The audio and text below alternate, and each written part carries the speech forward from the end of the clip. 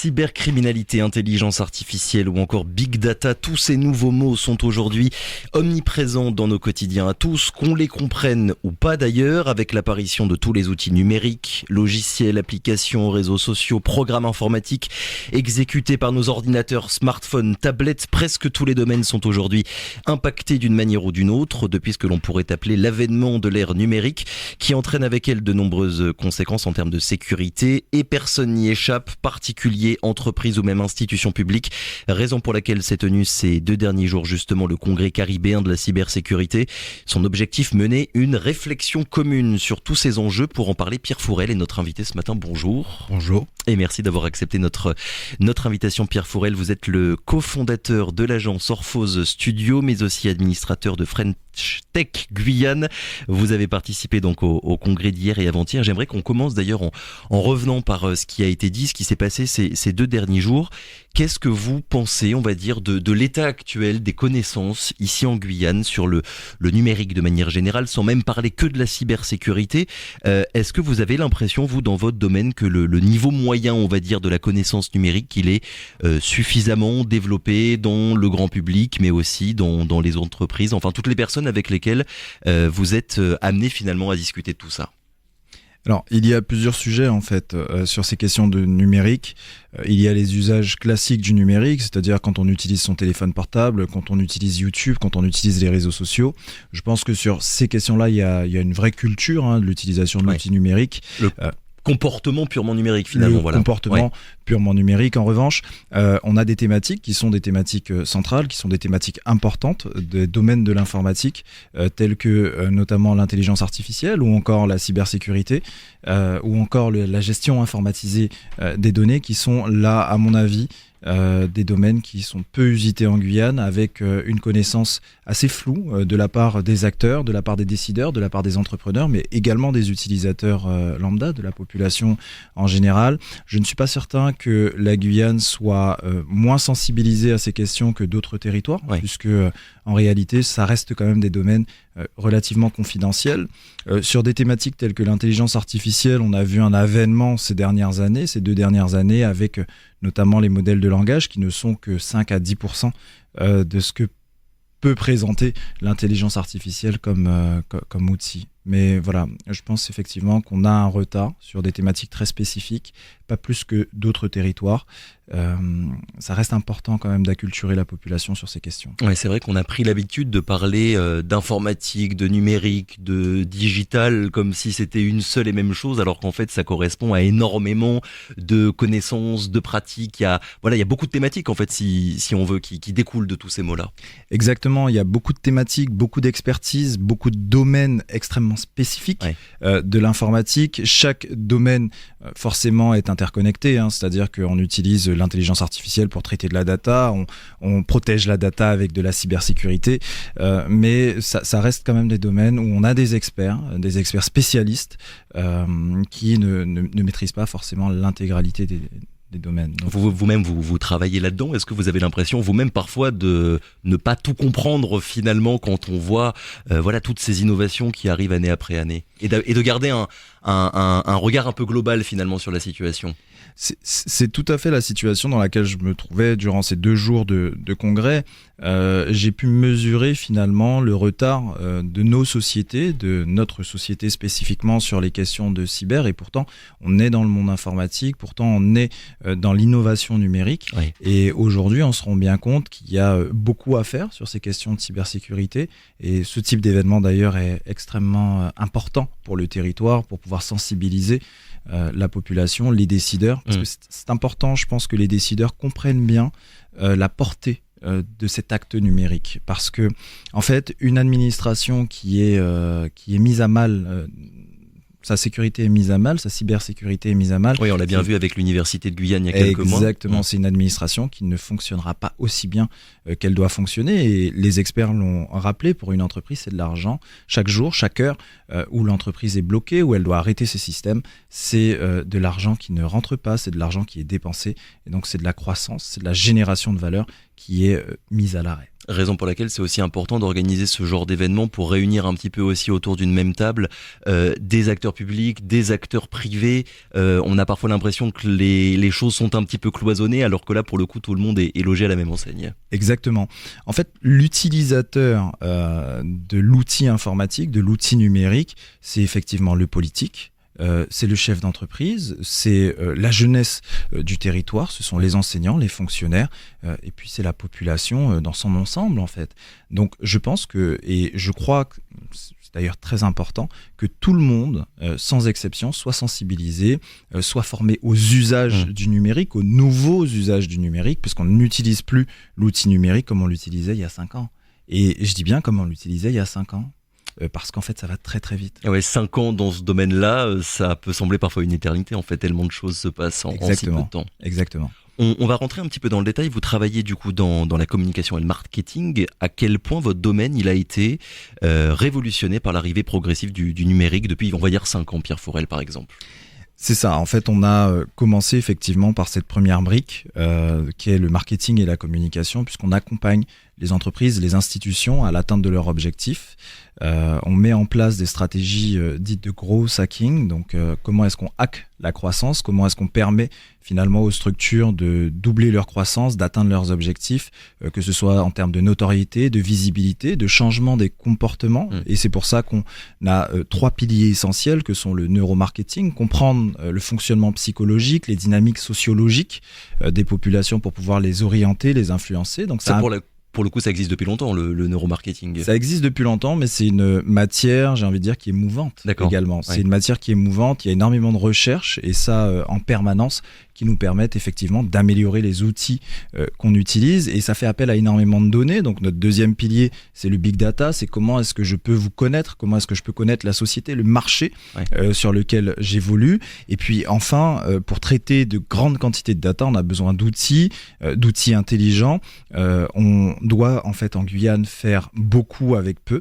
C'est un peu la réalité de nos entreprises, c'est la réalité de nos institutions, et pour ça il faut optimiser les processus, et l'intelligence artificielle est un outil qui nous permet d'optimiser et non pas de remplacer la performance humaine. On viendra évidemment sur ces questions-là, notamment le big data et l'intelligence artificielle dans quelques minutes.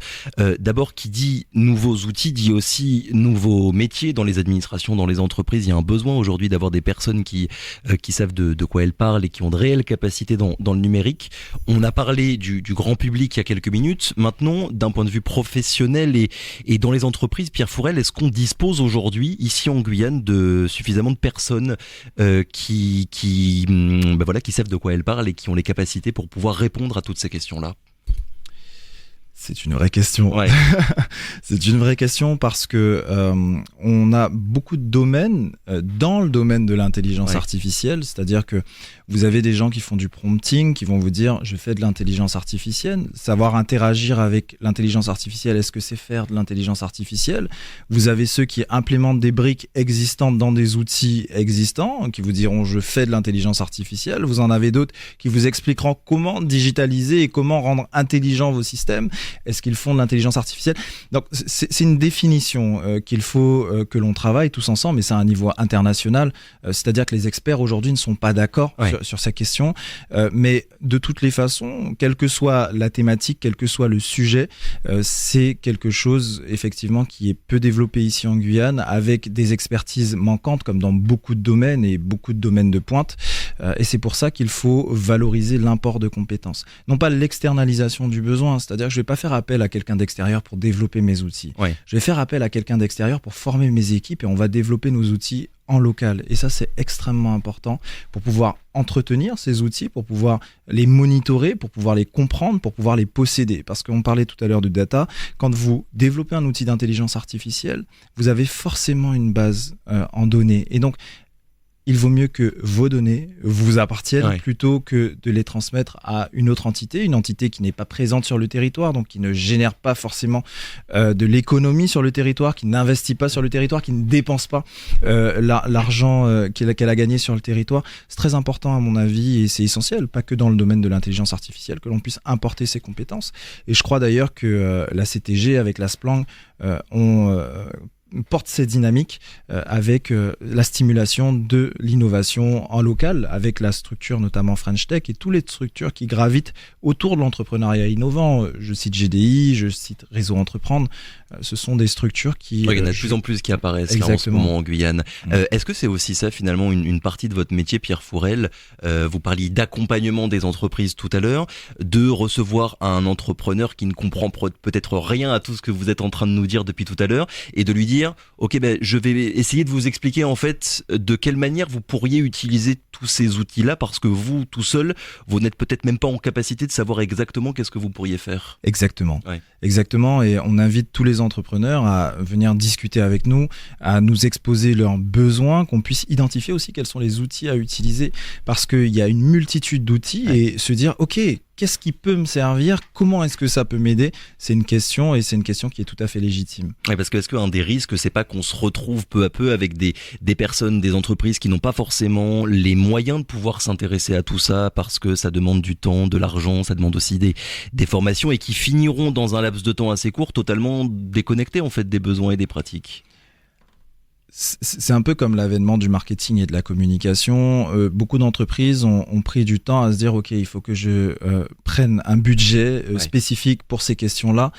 On est aujourd'hui dans cette révolution, et beaucoup plus que celle de la communication et du marketing, où aujourd'hui les entreprises qui ne se positionneront pas sur l'usage de ces outils en fait vont être dans des systèmes de décroissance, vont se faire dépasser par une concurrence qui optimisera, donc avec moins de charges humaines, avec plus de performance, plus d'efficience, plus de précision et forcément plus d'innovation. Et quand on a plus d'innovation, on disrupte les marchés, donc on apporte vraiment de la valeur à son client. Il faut aujourd'hui que les entreprises se positionnent et considèrent ça comme étant vital en fait. Au-delà d'être essentiel, c'est vital. On a prononcé plusieurs fois le gros mot depuis tout à l'heure. C'est quoi le big data, Pierre Fourel? Le big data, en fait, c'est toutes les données qu'on peut acquérir sur un phénomène, sur des dynamiques, sur un marché, sur un territoire, sur un individu. C'est finalement comment est-ce que je vais vous comprendre, comment est-ce que je vais comprendre les dynamiques commerciales, les dynamiques politiques, comment est-ce que je vais comprendre mon territoire plus précisément, par exemple, et je prends cet exemple parce que c'est tout à fait actuel, les embouteillages. Comment est-ce que je comprends finalement l'évolution des flux sur mon territoire? Pourquoi est-ce qu'il y a des embouteillages à cet endroit? Donc je vais capter de la donnée mathématique, de la donnée statistique, et je vais, à partir de cette donnée-là, construire des dynamiques, construire des modèles.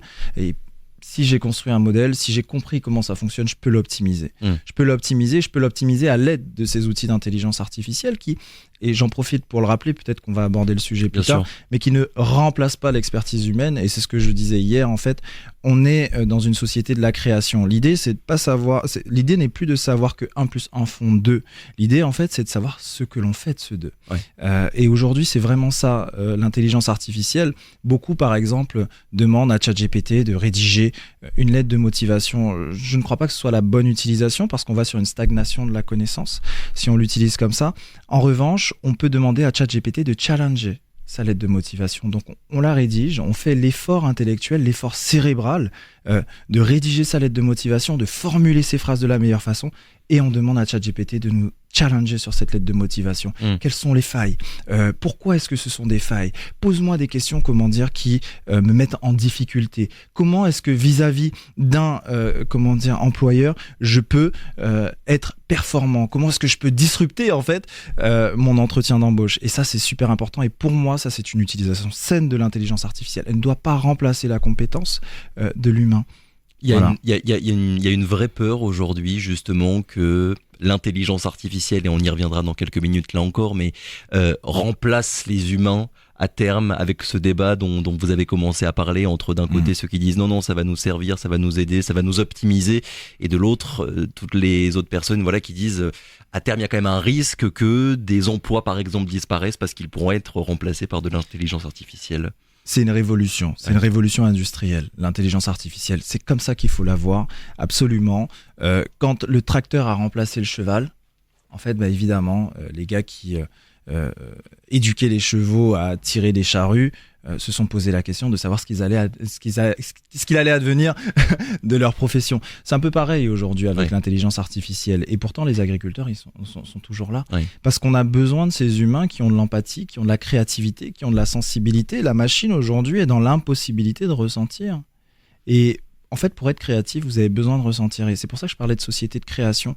C'est-à-dire qu'aujourd'hui, la théorie fait sens, évidemment, et d'ailleurs les universités doivent saisir l'opportunité que leur présente l'intelligence artificielle, parce que c'est le centre de production de la connaissance.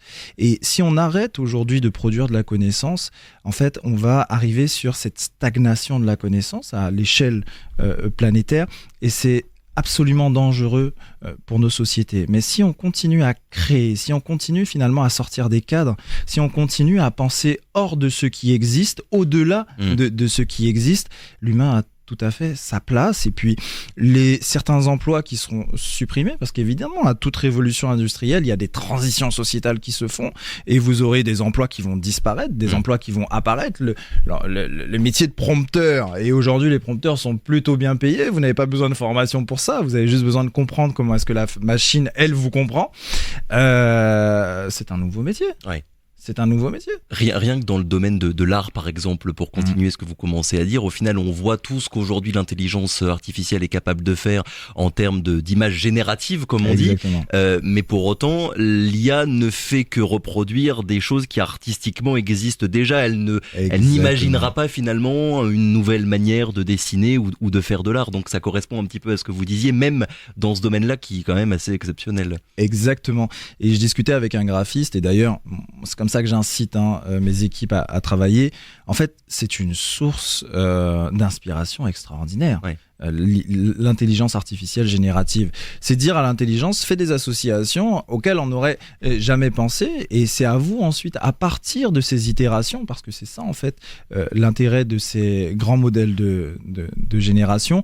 L'idée, c'est voilà, à partir de ces idées, à partir de ces associations tout à fait atypiques, comment est-ce que ça peut nourrir votre créativité à vous? Comment est-ce que vous pouvez créer quelque chose de nouveau que la machine, elle, ne pourra pas créer?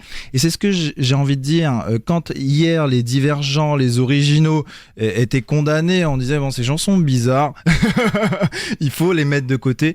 Aujourd'hui, c'est eux en fait qui dirigeront le monde, parce que eux savent penser différemment de tous les autres. Pour revenir à la donnée, on va dire, toutes ces informations qui sont aujourd'hui collectées et qui viennent de partout, hein, les messages qu'on envoie, les vidéos qu'on publie, les signaux GPS, les achats qu'on fait en ligne, enfin j'ai pas tout cité parce que la liste elle est quand même presque infinie.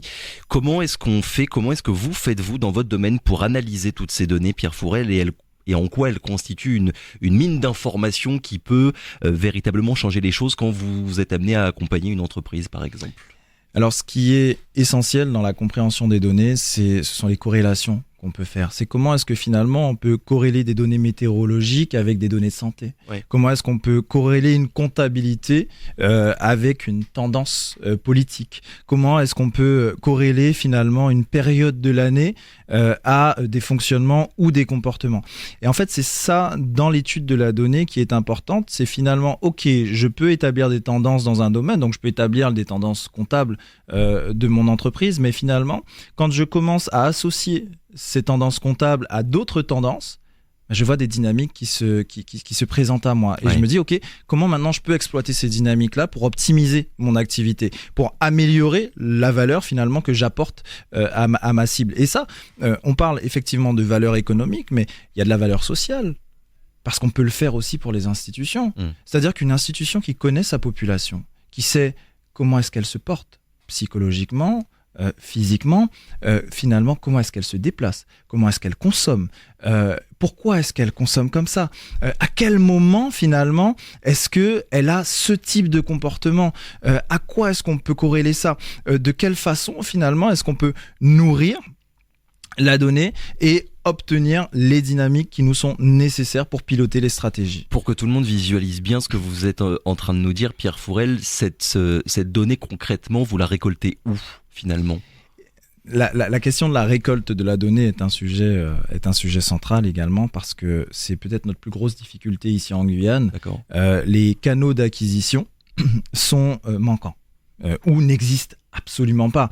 Vous avez de la donnée institutionnelle, hein, la statistique de l'INSEE par exemple, la statistique de certains observatoires ou de certaines collectivités qui vous proposent de la donnée, mais de la donnée hyper spécifique sur des sujets tout à fait atypiques, on en a quasiment pas. Donc on est obligé de réfléchir, si vous voulez, à des éléments un peu innovants qui nous permettent de nous dire, ok, comment est-ce qu'on va acquérir cette donnée sur ce sujet, sachant qu'aucun canal n'existe spécifiquement. Donc on invente finalement des moyens d'acquisition de la donnée. Oui, typiquement, un exemple concret de ce que vous êtes en train de dire. J'étais en interview hier avec un géographe spécialisé dans l'orpaillage illégal et on discutait de savoir précisément où se situent les orpailleurs illégaux sur le territoire et il disait que au final, si l'État français était capable de récupérer la donnée de Starlink, on sait aujourd'hui que Starlink est énormément utilisé en Guyane et par les orpailleurs en pleine forêt, on serait capable de savoir où il se trouve. Exactement. Voilà un exemple concret finalement de ce à quoi tout ça peut servir. Quand vous analysez toutes ces données, Pierre Fourel, est-ce que ça vous est déjà arrivé d'en arriver à une conclusion qui contredise un petit peu les clichés sur la population guyanaise dans le domaine du marketing et de la communication? On entend souvent les Guyanais pensent de cette manière-là, ils se comportent de cette manière-là. Est-ce que ça vous est déjà arrivé, d'analyser de la donnée en réalisant finalement que la réalité était différente de ce qu'on pouvait penser à la base? J'ai envie de vous dire toujours. Ah ouais, c'est vrai. Toujours parce que on pense de la population ce que l'on vit dans la population. Et finalement, ce que l'on vit ne ressemble pas forcément à ce que la majorité vit au quotidien. Et on se rend compte que certaines dynamiques sont totalement à l'opposé de ce que l'on peut penser effectivement. Souvent même, toujours. On a fait une étude pour la mairie de Cayenne, donc sur la pratique et le ressenti vis-à-vis du sport. Donc on a fait de l'acquisition de données, donc de la donnée quantitative, de la donnée qualitative sur ces questions-là, et on s'est rendu compte, par exemple, que le sport le plus pratiqué à Cayenne était la musculation. Or, on pourrait penser que c'est le cyclisme, on pourrait penser que c'est de l'athlétisme, mais vous avez, par exemple, on a défini deux tendances différentes. Vous avez les sports représentatifs de la Guyane et les sports les plus pratiqués en Guyane. Et c'est deux choses totalement différentes, parce que les sports représentatifs de la Guyane, vous avez les trois premiers sports, c'est le cyclisme, le foot et l'athlétisme. Et en revanche, les sports les plus pratiqués, c'est la musculation, le basket, etc., etc. Et donc, mais qui se font en dehors des clubs, donc sans licence sportive, aussi donc en plus dehors. difficile à analyser. Exactement, plus difficile à analyser. Et nous, ça nous a surpris. On s'est dit, ah ok, en fait, c'est pas du tout ce qu'on pensait. Et voilà, c'est un des exemples qui illustre le fait que souvent on a des préjugés, souvent on se dit oui mais les Guyanais pensent comme ça, mais moi je sais que les Guyanais pensent comme ça, et en fait ils ne pensent absolument pas comme ça. Et puis des fois même, vous pensez que vous pensez comme ça, mais vos actes nous disent autre chose. Et c'est pour ça que j'aime dire, notre boulot, notre job, c'est de vous connaître mieux que vous ne vous connaissez. Et ça peut faire un peu peur. Ça fait même peur. Ça fait même peur. Parce que par exemple Google, et c'est son business premier, la donnée, c'est la data, Google... regarde ce que vous cherchez finalement. Exactement, et vous connaît avec une précision qui est impressionnante. Moi, donc, vous pouvez avoir accès à Google, à toutes les données et toutes les tendances qu'il a et qu'il possède sur vous. Et j'ai été surpris que Google soit en capacité de me dire quel est le chiffre d'affaires de ma société, alors qu'il n'a absolument pas cette donnée. Combien de collaborateurs est-ce que j'ai, quels sont mes centres d'intérêt. Et quand on voit ça, on se dit, ah ok, en fait, quand je fais une recherche, je dis pas comment je m'appelle, je dis pas quel est mon sexe, je dis pas quelle est mon orientation sexuelle, mais finalement, lui peut la déterminer. Et donc, on en revient à la question des corrélations. Donc, lui, il corrèle plein d'éléments. Quand vous cherchez des choses, par exemple, qui vous inquiètent, quand vous dites, voilà, j'ai un bouton qui est apparu sur ma main, ben lui, il va utiliser cette donnée. Il va la corréler, par exemple, au fait que vous ayez dit que la veille, vous avez fait, je ne sais pas, une balade en forêt. Il nous reste peu de temps, Pierre Fourel. J'aimerais qu'on termine quand même sur l'intelligence artificielle qu'on a commencé un petit peu à aborder depuis tout à l'heure. Vous avez pris la parole, vous, durant le congrès sur l'IA. C'est sans doute la grande révolution de notre époque, et pourtant quand on s'y connaît pas vraiment, là je pense aux personnes qui sont en train de vous écouter, et l'IA pour beaucoup de monde, je caricature, mais en gros c'est ChatGPT, alors que en fait quand on s'y intéresse, on se rend compte que c'est en train de devenir omniprésent. Vous, la dernière fois, par exemple, cas concret, la dernière fois que vous avez utilisé de l'intelligence artificielle, c'était quand ? C'était hier, parce que nous, on a développé en interne un outil de facturation intelligent, c'est-à-dire qu'on ne fait plus les propositions commerciales sur la base d'un travail humain.